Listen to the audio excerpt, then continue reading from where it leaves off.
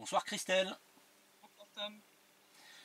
Alors Christelle, le bilan des bombardements cette semaine est moins important. Le bilan humain, lui, toujours aussi mauvais. Ouais. Mais en plus, et tu vas nous en parler un peu après, tu as été toi-même affecté par la perte d'une personne qui était très chère dans des conditions qui sont révoltantes. Je te laisserai en parler après. C'est quelque chose qui ne peut pas laisser insensible, parce que là, on a l'illustration, cette brave femme que tu considérais comme ta seconde mère, a été directement agressée, mortellement agressée par des pratiques terroristes de la part des soldats ukrainiens. Ah, clairement, pour moi, c'est du terrorisme. Les gens vont comprendre après quand je vais expliquer. Bon, en tout cas, du 20 au 26 juillet 2019, l'armée ukrainienne a violé le cessez-le-feu en République populaire de Donetsk à 69 reprises. Donc, on a bien baissé par rapport à la semaine passée. Merci au nouveau cessez-le-feu.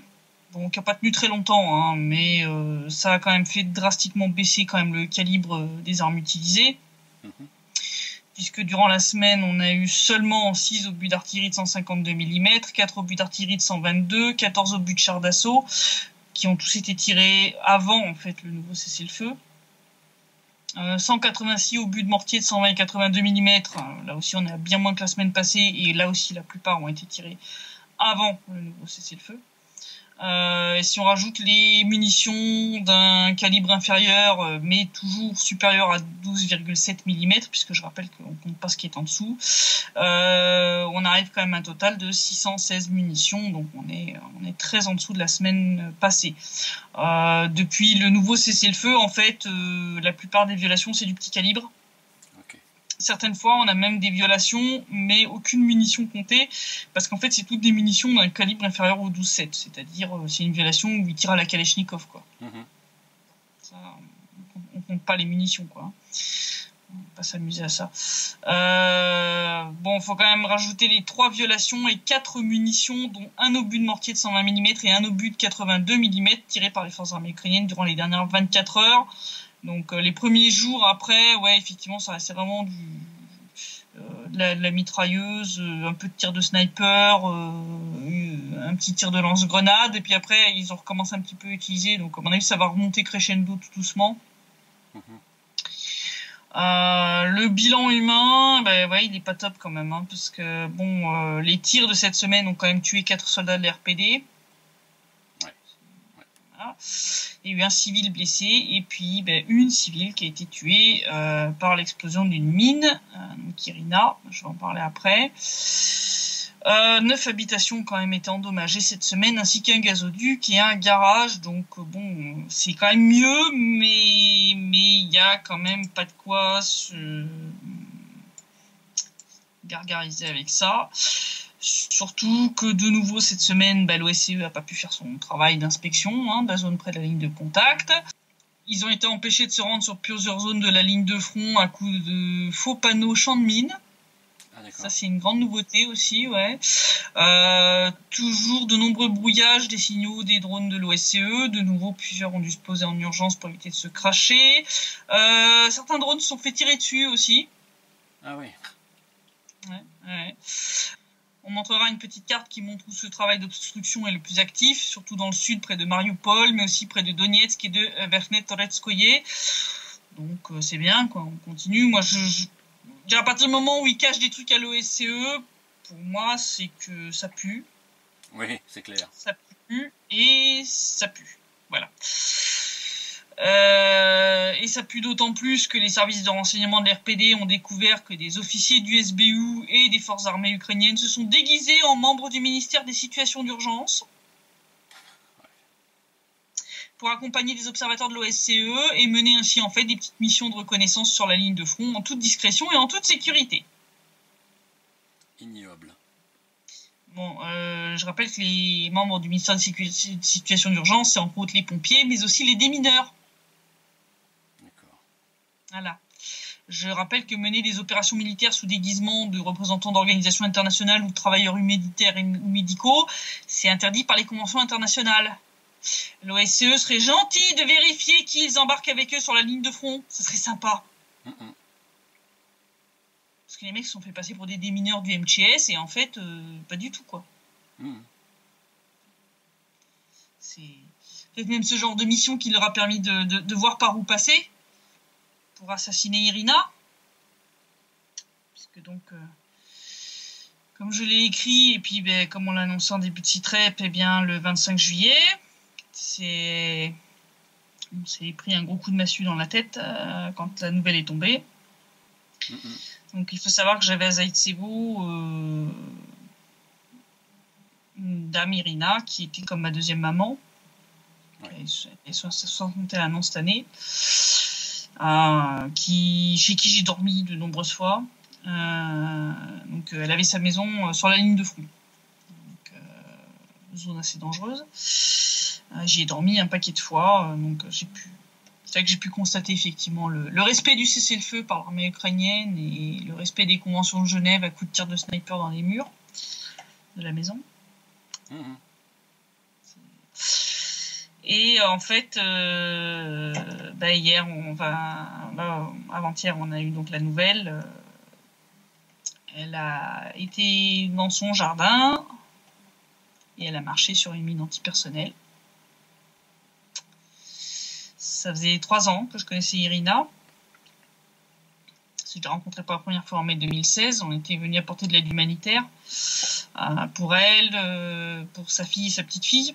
Donc sa petite fille, c'est la petite Rita, c'est une petite gamine blonde de Zaïtsevo, qui est assez célèbre, parce que les photos d'elle sont quand même assez éloquentes. Et donc on avait amené de la nourriture. Je me souviens, on avait amené de la nourriture. Et je me souviens qu'Irina nous avait montré sa collection de balles, de reliquats de lance-grenades, de restes d'obus, etc., qui étaient tombés soit sur sa maison, soit sur les environs immédiats, quoi. En plus, on était tombé à cette époque-là juste après qu'elle et son mari aient été blessés, donc elle nous avait même montré les radios de sa main, où elle avait reçu des éclats, etc. Donc, et puis après ça, elle nous a invités à manger. Ça m'avait vraiment, ça m'avait coupé les jambes, quoi. On leur a apporté de la nourriture en guise d'aide humanitaire et elle nous invitait à déjeuner. C'est le truc, ça m'a frappé, quoi. Vraiment, c'était une femme qui avait vraiment le cœur sur la main, un cœur énorme, et elle était comme ça avec tout le monde. C'est un truc qui a marqué tout le monde. Tous les éloges que j'ai vus d'elle, écrits en russe par des journalistes ou des humanitaires russes qui ont connu Irina, on était tous d'accord là-dessus. Elle était incroyable, quoi. Et c'était quelqu'un qui vraiment, tu dis, le fait que je sois française, etc. En plus, en mai 2016, je parlais vraiment très, très, très, très peu russe et elle était vraiment un petit soin pour moi. C'était quelqu'un qui était pro République populaire de Donetsk, mais vraiment, et pro-Russie. C'est quelqu'un qui voulait que le Donbass réintègre la Russie et qui était contre toute réintégration au sein de l'Ukraine. Ça, pour elle, c'était très clair. Elle avait dit clairement, moi, des gens qui me bombardent depuis des années, qui voient qu'on est des civils et qui nous tirent sur la gueule, mais j'ai pas envie de retourner vivre sous leur drapeau, quoi, tu vois. Ah oui, non, c'est clair. Faut pas être masochiste, hein, là, c'est clair. Hein, pas, non. Donc, comme je le disais, en fait, elle, comme d'ailleurs sa fille Tatiana et sa petite fille Rita, vivaient sur la ligne de front. Donc, pour rappel, Zaïtsevo est coupé en deux par la ligne de front, hein, ce village au nord de Gorlovka. Donc, elle vivait dans la partie qui est sous contrôle de la République populaire de Donetsk, mais elle était elle était vraiment sur la ligne de. Maintenant, la rue où ils sont est maintenant vraiment sur la ligne de front. Il y a quelques centaines de mètres à peine des positions ukrainiennes. Donc, avec une belle vue claire et dégagée. Hein. Donc, ils peuvent pas prétendre qu'ils savaient pas sur quoi ils tiraient quand ils tiraient sur cette maison, comme sur celle de Rita et Tatiana, hein, d'ailleurs, une fois qu'ils se sont acharnés. Et donc, en fait, la rue dans laquelle ils habitaient, elle longe vraiment la ligne de front, qui coupe donc ce village en deux. Et en fait, depuis 5 ans, ils ont pas arrêté de bombarder cette rue jusqu'à faire partir tous les habitants, quoi. C'est-à-dire, ils ont vraiment méthodiquement détruit maison après maison la rue Brusilova, donc qui est habité donc principalement quand même par des personnes âgées, donc c'est sympa hein, de bombarder des grands-mères et des grands-pères. C'est un haut fait militaire, comme disait tonton Sémione. La médaille de la lâcheté. Ouais. Et donc Irina et son mari Victor ont vécu pendant 4 ans sous les bombardements quand même. Ils ont passé pas mal de temps sans électricité. Il y avait des humanitaires qui leur avaient fourni un générateur. Nous, on leur avait fourni du carburant pour le générateur, tu vois, enfin des trucs comme ça. Et malgré ça, ils ont continué à vivre là-bas. Comme je disais, j'ai dormi très très souvent chez Irina et Victor. Très vite, Irina m'a adopté, m'a considéré comme sa fille. Quand j'étais chez elle, elle me disait « tu fais comme à la maison, t'es à la maison.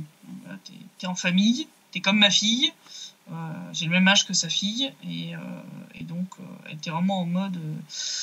voilà, mère poule avec moi, comme si j'étais une de ses gamines, quoi. Et donc j'ai vécu avec eux les bombardements nocturnes, diurnes, comme je disais les tirs de sniper aussi. Quand on avait le malheur d'approcher d'une fenêtre, même les lumières éteintes hein, de nuit, donc, ce qui montrait bien qu'ils ont des viseurs thermiques. Oui, infrarouge. Parce que infrarouge. Bon, ils ont tenu très longtemps, ils ont tenu plus longtemps que leurs enfants, puisque janvier 2017, je rappelle, les bombardements de l'armée ukrainienne ont rendu inhabitable la maison de Tatiana et Rita. J'avais fait un reportage là-dessus, donc elles ont dû déménager à l'époque à Gorlovka. Malgré le danger, leurs parents, Irina et Victor, sont restés. Mais l'année dernière, ils ont dû déménager eux aussi parce que là, ça devenait plus vivable. Ils étaient parmi les derniers, pas les derniers, mais c'était les avant-derniers à partir. Les derniers à partir, ça a été Sémione et sa femme, que j'avais aussi interviewé il y a un petit moment de ça. Et ils ont été les derniers à partir. Mais bon, Irina et Victor ont été parmi ceux qui sont restés le plus longtemps dans des conditions, je te dis, pendant des mois, ils étaient sans électricité. Sans eau courante, sous les bombardements, et je te dis vraiment sur la ligne de front. Et malgré ça, ils ont tenu, quoi. Et donc l'année dernière, ils ont déménagé, ils sont allés vivre un peu plus en arrière. Et malgré ça, Irina continuait quand même de venir voir ce qui restait de sa maison. Et puis surtout d'aller cultiver ses légumes dans son potager, puisque bon, elle comme son mari touche une toute petite retraite hein, quand même. Donc le jardin potager, c'est nécessaire. C'est une pratique classique dans le Donbass pour essayer de... Oh même en Russie, hein, je veux dire, c'est d'ailleurs ce qui a sauvé les gens lors de l'effondrement de l'URSS, c'est la datcha et le jardin. Hein. Ouais. C'est ce qui a sauvé les gens. Et puis elle, ça lui permettait même de temps en temps d'arrondir les fins de mois en vendant les légumes. Et donc en fait, il y a 3 jours, Irina a profité de la nouvelle trêve pour aller travailler dans son jardin potager. Comme je disais, même si la nouvelle trêve n'est pas pleinement respectée, il y a des baisses de bombardements, de tirs, voilà, qui est quand même phénoménal. Donc elle s'est dit que s'il y avait bien un moment où il fallait aller regarder ses patates et ses légumes, c'était bien ce moment-là. Ça s'est bien passé. Donc le lendemain, elle y est retournée. Sans savoir qu'entre-temps, un groupe de sabotage reconnaissance ukrainien y avait installé 3 mines antipersonnelles. Des mines antipersonnelles dans le jardin d'une grand-mère. Là, j'aimerais quand même qu'on m'explique comment on arrive à un tel niveau de fils de puterie. Ah oui, faut être une vraie saloperie pour faire ça. Hein. Ça c'est clair. Faut être un psychopathe. Parce que je rappelle qu'ils ont leur position à peine quelques centaines de mètres, avec une vue dégagée. Hein. Je veux dire, c'est des champs. C'est des champs. Tu vois très bien. Depuis le temps qu'ils occupent cette position-là, ils savaient pertinemment qui était propriétaire de la maison. Tout à fait. Et qui y passait son temps, en particulier dans le jardin. Surtout qu'Irina était connue parce que elle n'hésitait pas à parler face caméra des crimes de guerre de l'armée ukrainienne. Elle était même devenue le symbole du courage des habitants de Zaïtsevo, hein, parce que, comme je disais, malgré les bombardements quotidiens, etc., elle a fait partie des derniers qui ont quitté cette rue qui est sur la ligne de front. Donc, je veux dire, elle a donné je ne sais pas combien d'interviews. non seulement à moi, mais aussi à Newsfront, aux médias russes, médias locaux. Donc, je veux dire, elle était connue. Donc, ils peuvent pas dire qu'ils savaient pas sur qui ils tiraient. Tout comme quand ils tiraient sur la maison de Tatiana et Rita, ils savaient très bien qu'ils tiraient sur la maison de cette petite gamine qui est quand même devenue une célébrité. Son corps défendant, mais c'est quand même le cas. Et en fait, avant-hier, quand elle travaillait dans son jardin potager, Irina a marché sur une des 3 mines antipersonnelles. Elle est tombée. Et en tombant sur le dos, elle est tombée sur une deuxième. Donc la première lui a arraché le pied, la deuxième l'a achevé.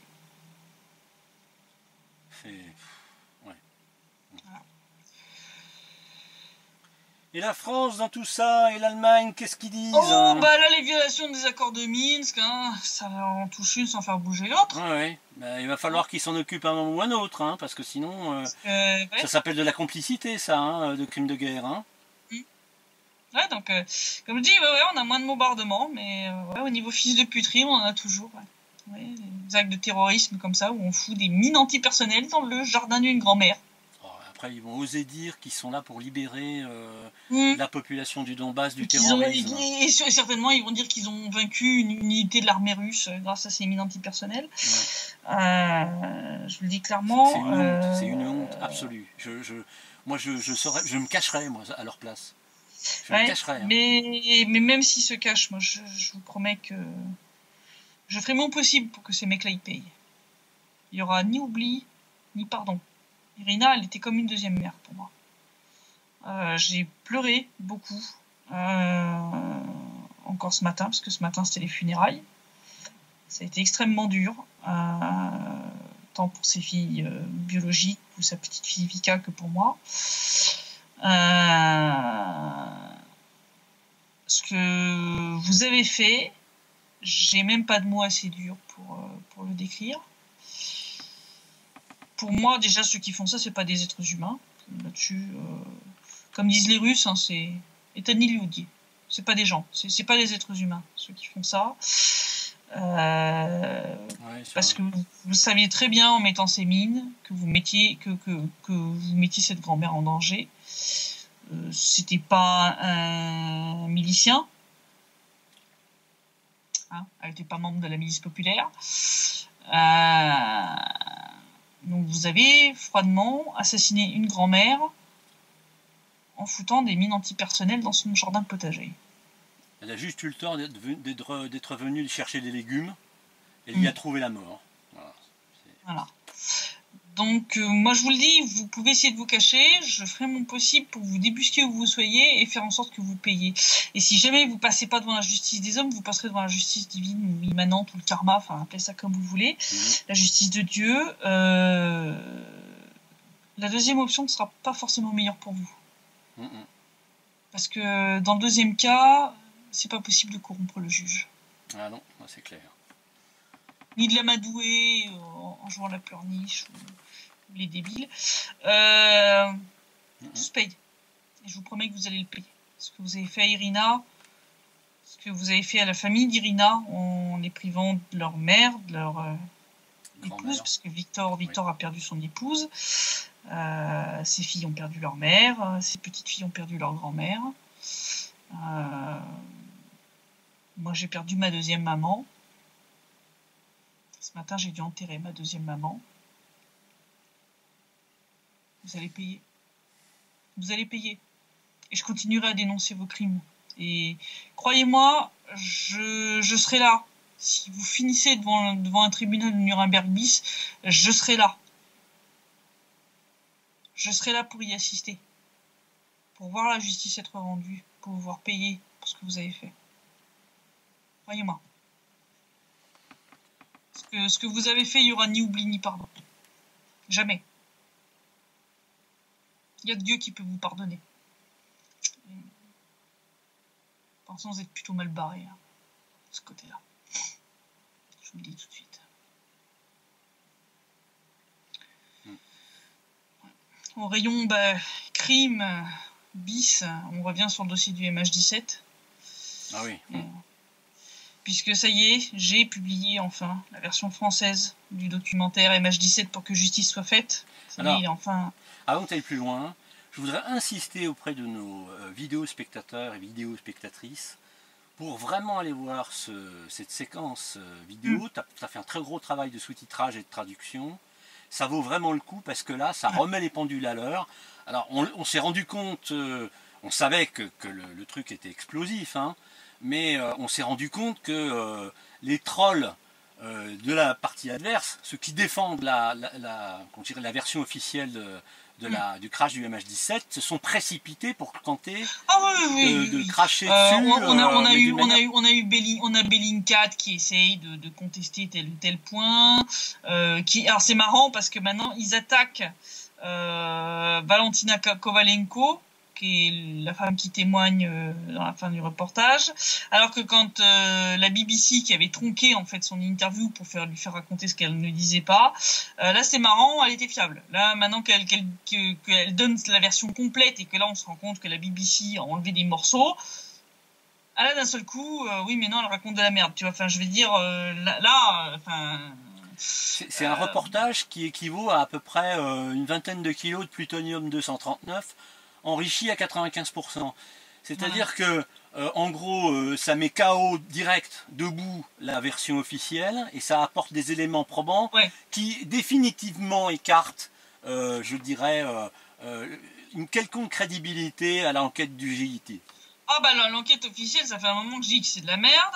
Bah là, ça a été prouvé parce que bon, donc l'équipe de journalistes qui a mené ça, donc qui est l'équipe de Bonanza Media, ils ont quand même eu un entretien exclusif avec l'un des 4 suspects qui a été nommé par le JIT, c'est Sergei Dubinski, qui a expliqué à quel point la bande audio de l'écoute téléphonique fournie par le SBU et montrée par le JIT, bah déjà elle a eu lieu un autre jour. Et qu'en fait ils l'ont complètement édité, c'est-à-dire qu'ils ont utilisé la petite méthode Voloshin, c'est la petite méthode où on coupe plein de petits morceaux et puis on reconstitue des phrases avec des morceaux de conversation qui n'ont rien à voir. C'est pas du journalisme, c'est du travail de propagande. Voilà, ben là ils ont fait la même chose, c'est pas du travail d'enquête, c'est la même. Hein. Voilà. Il y a aussi des entretiens, donc un entretien avec le premier ministre malaisien, Mohamed Mahathir. Donc en fait ils ont été les premiers en fait à recueillir son témoignage où il disait que, enfin lui il croit pas du tout à la version officielle, que pour lui l'enquête elle est complètement politisée, etc. Ils ont été les premiers. Après il a réitéré cette déclaration publiquement lors d'un forum de journalistes japonais, je crois. Mais au départ c'est eux qui ont eu l'exclusivité au départ de cette première déclaration. Ils ont pu aussi interviewer le colonel malaisien, le colonel Sakri, qui avait récupéré les boîtes noires en 2014, qui raconte que il y a dû mener ça en secret, parce qu'en fait Kiev leur donnait pas l'autorisation de se rendre dans la zone de conflit. Forcément. Qu'en fait il y a même eu des tentatives du FBI de récupérer les boîtes noires, de l'OSCE. Kiev aussi a essayé d'obliger la Malaisie à lui céder les boîtes noires. Enfin, tu vois le truc quand même. Hein. Là, tu vois que les mecs, ils sont... Enfin, je veux dire, Sakri, d'ailleurs, le dit très bien. Il dit côté RPD, ça s'est très bien passé. Ils ont été super accueillants, ils m'ont remis les boîtes noires sans condition, etc. De l'autre côté, c'était le FBI, l'OSCE et Kiev qui l'attendaient pour essayer de lui piquer les boîtes noires. Quoi. Là, tu te rends compte qu'il y a quand même un problème. Quand tu essayes de piquer quand même un élément de preuve, c'est qu'il y a un truc qui va pas. Ouais, c'est qu'ils essaient de planquer quelque chose. Voilà. On a aussi parce que bon, moi donc c'est le reportage auquel j'ai participé, hein, donc j'ai guidé ces journalistes ici sur place dans le Donbass pendant 10 jours. On a pu recueillir des témoignages de personnes qui c'est percutant. Sur place. C'est percutant. Ils parlent d'avions de chasse ukrainiens. L'avion de chasse ukrainien. Ils ont réinterviewé en fait Valentina Kovalenko, qui est un témoignage qui est un des témoins clés du documentaire de la BBC à propos du bouc russe, où il la cite, où elle explique que effectivement elle a vu un truc lui voler au-dessus de la tête. Sauf qu'en fait, ils ont trafiqué la direction d'où venait le machin. En maquillant en fait, ils ont filmé des endroits, on ne sait pas où c'est, en prétendant que c'est sa maison, quoi, tu vois. Ouais. Tu vois. Et ils ont coupé le morceau où elle explique d'où venait le missile. Et ils ont essayé de faire croire que la direction qu'elle indique, c'était la direction officielle du JT. Sauf que ce qu'elle dit, c'est qu'en fait, ça venait vraiment de dans son dos, et que dans son dos, en gros, c'est la direction de Stepanovka. Alors là aussi, je vois venir les trolls, parce que Bellingcat essaye donc de contester ce truc-là, en disant oui, mais Stepanovka, elle dit oui, c'est là où étaient les positions ukrainiennes. Non, elle te parle de la direction de Stepanovka. Et dans cette direction, il y avait effectivement des troupes ukrainiennes. Il y avait encore des combats féroces pour Stepanovka à cette époque entre la DNR et l'armée ukrainienne. Il faut savoir que les milices populaires à l'époque, c'était quelques milliers d'hommes. On tenait pas une ligne de front de plusieurs milliers de kilomètres. En réalité, la milice populaire tenait les grandes villes et quelques villages ou checkpoints. Mais entre tout ça, les soldats ukrainiens, ils passaient comme dans du beurre. Je veux pas être méchante, mais il y a eu des incursions comme ça. Si tu regardes les cartes de situation d'époque, tu vois Saour Mogila qui est sous notre contrôle. Oui, mais au pied de la colline, il y avait déjà des unités de l'armée ukrainienne qui essayaient de récupérer la colline. Et ça, tu le vois pas sur les cartes.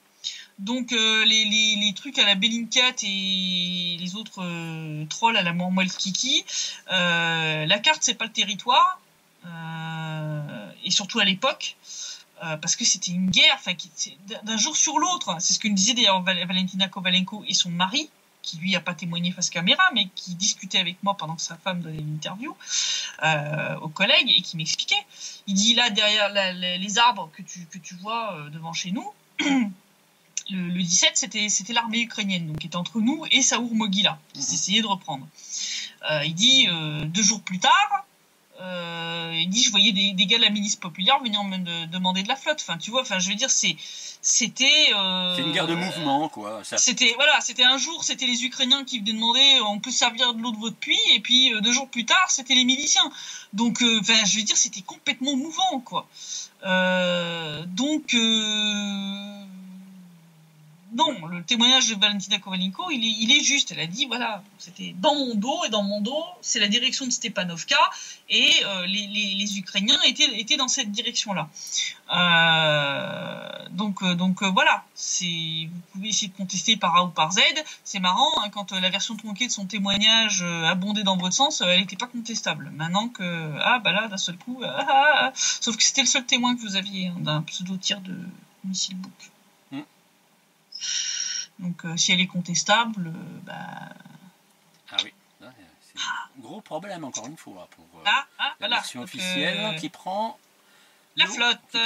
On a un autre témoin, donc le monsieur qui vit à Torres, qui a confirmé que la photo du bouc prise depuis une station-service qui était là-bas n'a jamais pu être prise le 17, parce que le 17 il n'était pas à la maison. Donc voilà. Donc la date déjà est fausse, donc déjà ça en dit long sur la crédibilité de cette preuve. Ouais. C'est le type qui habite dans un immeuble, hein. C'est ça. Et qui n'était pas là ce jour-là. Dont on voit la silhouette en fait sur la photo. Donc effectivement, on a un des membres de l'équipe qui a repéré qu'il y avait la silhouette de quelqu'un au balcon. Et on a réussi à trouver le monsieur, on a réussi à trouver l'appartement, on a réussi à trouver le monsieur, et qui nous a confirmé, le 17, j'étais pas à la maison, donc c'est pas possible que la photo ait été prise le 17.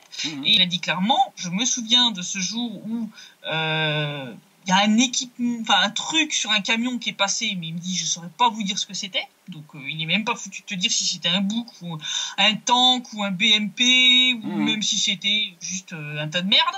Il n'en sait rien. Mais effectivement, il a vu passer un camion avec un chargement, mais c'était un jour ou 2 avant. Donc de toute façon, déjà, il y a un problème. De toute façon, c'était déjà clairement visible pour une chose, le ciel parfaitement bleu sur la photo. Ce jour-là, il y avait une couverture nuageuse à 80%. Oui, exactement. Oui. Il y a un souci, à ce niveau-là, il y a un souci déjà ça. Donc déjà, quand on commence là-dessus, et puis surtout, le plus gros morceau où la Bellingcat, ils sont en train de devenir fous, c'est l'expertise audio. Parce qu'en fait, ils ont trouvé donc un expert audio qui est assermenté, c'est-à-dire le gars, il fait des rapports pour les tribunaux. Ouais. Voilà. pour dire est-ce que tel enregistrement audio est suffisamment crédible pour être considéré comme une preuve ou pas, d'accord? Donc pour vous situer un peu le level d'expertise du mec quand même, hein. C'est pas Kevin qui tripatouille un peu d'audio sur son ordinateur. Voilà, c'est un expert judiciaire. Et le mec a analysé les premières bandes, celles qui avaient été fournies par le SBU tout de suite après le crash, et il a dit clairement c'est du fake. Elles ont été éditées, remontées, enfin c'est des assemblages de plusieurs conversations qui n'ont rien à voir. Il y a un problème de bruit de fond, je crois, un niveau de bruit de fond. Il y a un problème de niveau de bruit de fond qui est différent. Les deux canaux, parce que c'est un truc stéréo, donc tu as le canal droit et le canal gauche qui sont complètement différents. Ouais. Tu as des mots qui sont ajoutés comme ça, largués un peu comme une merde sur une planche, quoi. Non, mais en fait, quand il chante, tu t'en rends compte quand il chante l'autre canal et que tu écoutes, donc t'as un gros blanc et d'un seul coup t'as cette espèce de mot bizarre qui vient et puis de nouveau un gros blanc. C'est pas naturel. Enfin, je veux dire, tu parles jamais comme ça. Non. Je veux dire, et tu te rends compte que c'est des morceaux de conversation assemblés. Voilà, c'est du gros n'importe quoi. C'est du même niveau que le truc de la vidéo de Vladimir Tsemar, hein, qui parle de bit et qu'on prend ça pour un book. Hein. Voilà, c'est du même niveau de grand n'importe quoi. Et puis on a aussi, il y a eu un expert allemand qui est venu à la même conclusion, qui avait été contacté par Billy Six, qui est un journaliste indépendant aussi qui travaille sur ce dossier. Donc il y a une interview de Billy Six qui a posé une question qui a, provoqué un gros silence au sein du JT. Vous irez voir, c'est très intéressant, ça en dit long. Et puis l'interview de Stefan Beck, journaliste néerlandais indépendant, qui lui avait interviewé ici un ancien contrôleur aérien militaire ukrainien, qui t'explique clairement que, contrairement à ce que l'Ukraine a raconté, ils avaient bien des données radar primaires. Je parle bien de données radar primaires, attention. C'est-à-dire données radar issues d'une détection par onde et pas par transpondeur. D'accord ? Les données radar secondaires, qui sont celles par le transpondeur, oui, ça l'Ukraine les a fournies. Mais radars primaires, ils ont prétendu que tous leurs radars étaient soit HS, soit en maintenance. Oui. Ce qui est complètement délirant, puisque, comme le rappelle ce contrôleur aérien et comme le confirment les articles d'époque, l'aviation ukrainienne et les unités de défense antiaérienne ukrainiennes, surtout, étaient en état d'alerte maximum. Ils avaient même mis en garde la Russie en leur disant si un seul de vos avions franchit ne serait-ce que 5 mètres dans le territoire ukrainien, on vous flingue vos avions. Alors, d'accord ? Donc explique-moi comment vous pouvez avoir vos unités, déjà des avions militaires qui volent au beau milieu d'avions civils, sans donner sans radar primaire qui fonctionne ? Vous êtes suicidaire ou quoi ? Ça, c'est la meilleure recette pour une catastrophe. Hein. Je vous le dis tout de suite. C'est clair. Tu n'utilises pas ton aviation en zone de conflit sans système radar primaire. Pour une simple et bonne raison, c'est qu'en mission de combat, un avion militaire coupe son transpondeur. Voilà. Et c'est sûrement pour cette raison... Un avion militaire, tu ne le verras pas sur des données radar secondaires. Parce qu'il a recoupé son transpondeur, donc il est invisible. Le seul moyen de le détecter, c'est du radar primaire. C'est-à-dire, effectivement, le radar qui tourne, qui émet des ondes, et puis qui récupère ce qui revient. C'est l'effet Doppler. Hein, donc, là, je laisse... Mais là, c'est très intéressant, parce que ça veut dire que comme ils ne veulent pas, sous un prétexte complètement bidon, fournir les données de radar primaire, ça veut dire qu'ils ont peur qu'on découvre dans les indices qu'il y avait bien un avion qui avait éteint son transpondeur et que cet avion est l'avion qui a tiré sur le MH17. Potentiellement. Je ne sais pas si c'est le cas, mais en tout cas, clairement, on a plus d'une quinzaine de témoignages de personnes qui te certifient devant caméra qu'ils ont vu un, voire plusieurs avions de chasse ce jour-là. Comme j'ai dit la dernière fois, j'en ai chopé 2 témoins de plus à Grabovo la semaine dernière. 2 témoins de plus. Et il y en a 1, 2, 3 dans le documentaire. Et avant ça, il y en avait déjà une quinzaine. Il y en a un, je crois, qui est dans le documentaire, qui est déjà dans la quinzaine que j'avais plus ou moins listé. Mais là, on arrive quasiment à une vingtaine de témoins. Ouais. Quand tu as 20 témoins qui sont éparpillés sur des dizaines de kilomètres, qui te racontent tous la même chose... Ouais, la version JIT a quelque peu un problème. Voilà, je rappelle aussi que la présence d'avions de chasse est quand même confirmée par un jugement de la justice ukrainienne qui a condamné un homme de Poltava pour avoir appelé ses amis dans le Donbass le 17 juillet 2014 en leur disant attention, parce qu'il habitait non loin de l'aéroport de Poltava d'où décollaient certains avions qui allaient bombarder le Donbass. D'accord. Il avait des amis dans le Donbass, il les a appelés. Il leur a dit attention, il y a des avions qui viennent de partir pour vous bombarder, allez vous mettre à l'abri. Descendez à la cave. Le SBU a bien sûr découvert le truc et le mec s'est fait arrêter. Il a été condamné pour ça. Pour trahison, etc., divulgation de données militaires, etc. Donc le 17, on a la trace que ce mec a été condamné pour avoir appelé le 17 en disant des avions, des bombardiers viennent de partir dans votre direction. D'accord ? Si c'était pas vrai, la justice ukrainienne dit ben non, mais c'est pas vrai, ce jour-là, il n'y avait pas d'avion militaire ukrainien qui volait, comme vous l'avez dit au JT. Donc, il n'a rien divulgué, ce monsieur. C'est ça. C'était du fake, tu vois. Or là, il a été condamné. Donc, s'il a été condamné, c'est que c'était vrai. Voilà, c'est QFD. Et puis, ça rejoint aussi tous les petits documents fuités qui ont été obtenus par Sergei Sokolov, avec la liste des 3 avions qui, semble-t-il, volaient ce jour-là, dont celui de Voloshin, qui s'est mystérieusement suicidé l'an passé. Ça commence à faire un peu beaucoup. Je suis pas dans le genre à verser dans le complotisme, mais quand même. Il y a une logique à tout ça, hein, et elle va pas dans le sens des gens qui veulent incriminer la Russie et les milices du Donbass, hein. C'est clair. En tout cas, allez voir le documentaire, ça dure 28 minutes, il est entièrement sous-titré en français, donc voilà, vous n'avez pas d'excuse du « je comprends pas l'anglais ». Allez le voir et diffusez-le au maximum.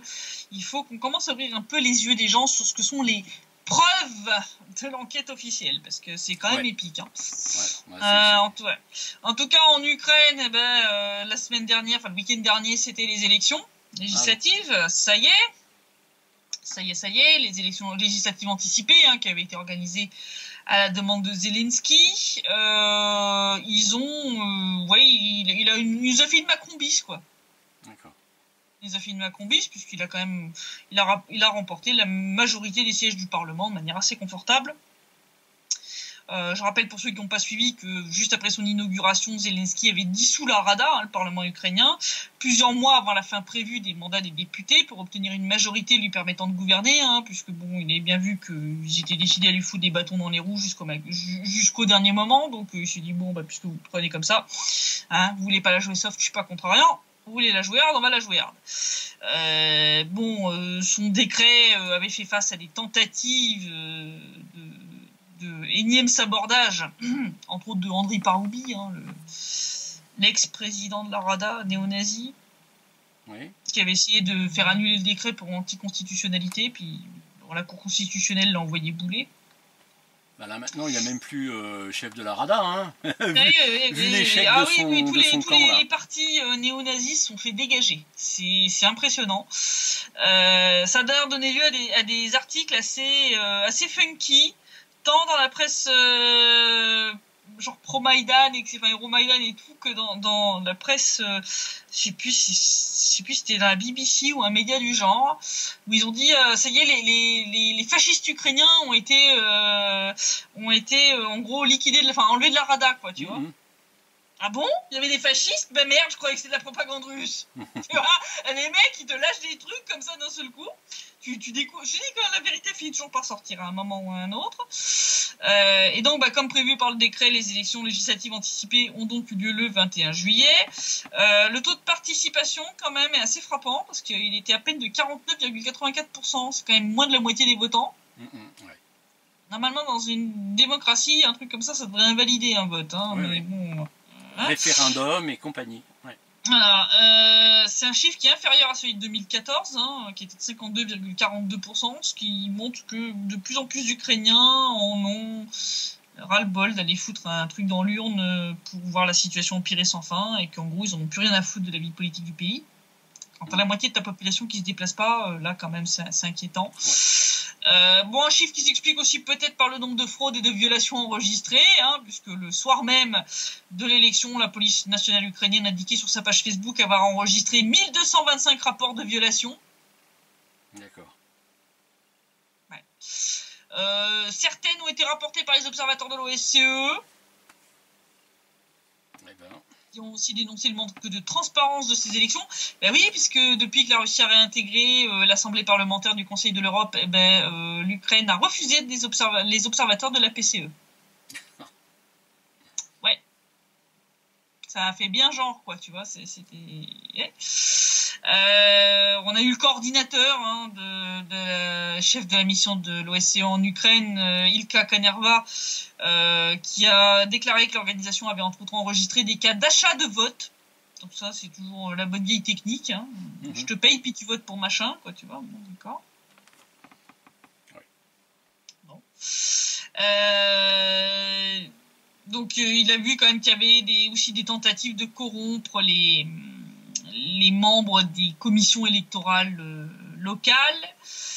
Le parti de Zelensky a dénoncé ces fraudes. Ils ont d'ailleurs fait appel des résultats du vote dans 10 circonscriptions où des achats de vote ou des tentatives donc, de corruption des membres de la commission électorale locale ont été signalées.